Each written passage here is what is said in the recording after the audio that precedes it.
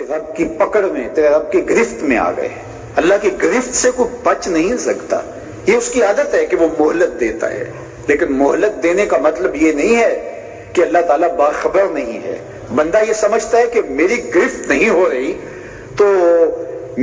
شاید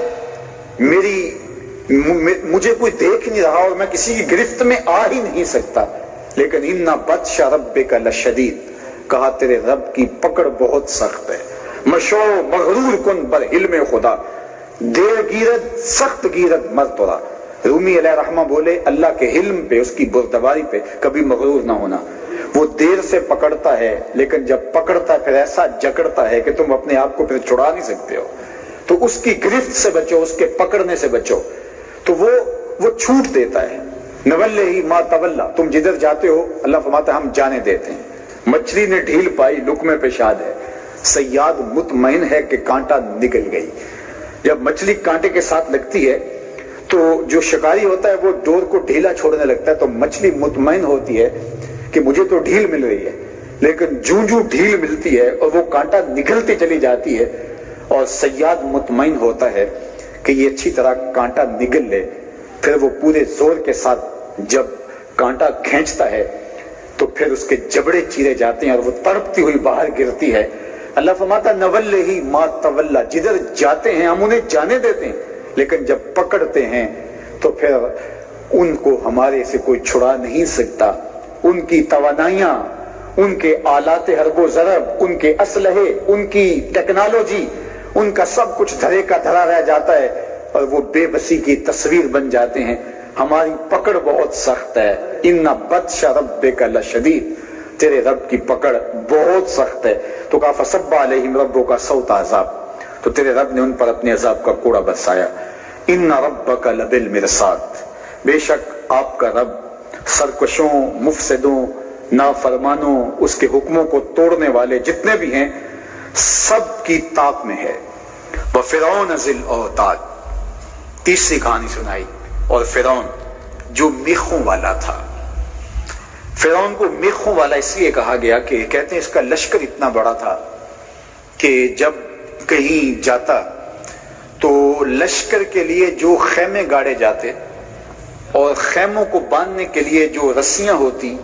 ان رسیوں کو باندھنے کے لیے جو میخیں ٹھوکی جاتی، جو کلیاں لگائی جاتی، وہ اتنی زیادہ تھی کہ کئی اونٹوں پر صرف کلیاں ہلا دی جاتی۔ اس لیے اس کو کہا گیا کہ وہ اتنا بڑا لشکر رکھنے والا، میخوں والا۔ اور دوسرا مفسرین نے احتمال یہ بیان کیا ہے کہ جو کوئی اس کے حکم سے رخ پھیرتا تھا اور اس کی بات نہیں مانتا تھا تو اس کو زمین پر بچھا کر کے اس کے پاؤں میں اور اس کے ہاتھوں میں میخیں ٹھونک دیتا تھا کہ وہ تڑپ تڑپ کے سسک سسک کے یوں مرے۔ تو اس کے حکم سے کوئی سر نہیں پھیر سکتا تھا، تو جس کا حکم یوں چلتا تھا، جس کا سکہ یوں چلتا تھا کہ کسی کو انکار کی مجال نہیں تھی، جس کا لشکر اتنا بڑا تھا کہ لشکر کے لیے لگنے والے خیموں کی میخوں کو اٹھانے کے لیے کئی اونٹ ساتھ چلتے تھے۔ اللہ فرماتا ہے ذرا دیکھو وہ میخوں والا فرعون کدھر گیا۔ دنیاوی اسباب اس کے پاس تھے اور اس کے پاس فوجیں تھیں، لشکر تھے، طاقت تھی، توانائی تھی، جو اس کی بات نہیں مانتا تھا اس کو بچھا دیتا تھا اور اس کے بدن میں میخیں ٹھوک دیتا تھا، نشان عبرت بنا دیتا تھا، لیکن خود نشان عبرت بن گیا۔ اللہ کے عذاب کا جب کوڑا برسا تو پھر وہ اپنے وجود کو برقرار نہ رکھ سکا، اور اس کی قوم اور اس کا لاؤ لشکر وہ انسانی ابدان کے اندر میخیں ٹھوکنے والے کہاں گئے؟ کہا آج تمہیں ان کا نام و نشان بھی نہیں ملے گا۔ یہ تین کہانیاں بیان کی کہ قوم عاد، قوم سمود اور فرعون جو میخوں والا تھا۔ الذین طغوا فی البلاد، یہ وہ بد نصیب لوگ تھے جنہوں نے شہروں میں، بستیوں میں، ملکوں میں سرکشی کی، اللہ کے حکموں کو توڑا، اقتدار ملا، انہیں دنیاوی اسباب ملے تو یہ خود خدا بن بیٹھے۔ انہوں نے کہا کہ ہمارا کوئی مقابلہ کیسے کر سکتا ہے، جو چاہیں گے ہم کریں گے، اور انہوں نے خود انا ربکم الاعلی، میں بڑا خدا ہوں، اپنے آپ کو بڑا خدا منوایا اور لوگوں کو اپنے آگے جھکایا، اپنی حکومتی مشینری، اپنے اقتدار کا زور اور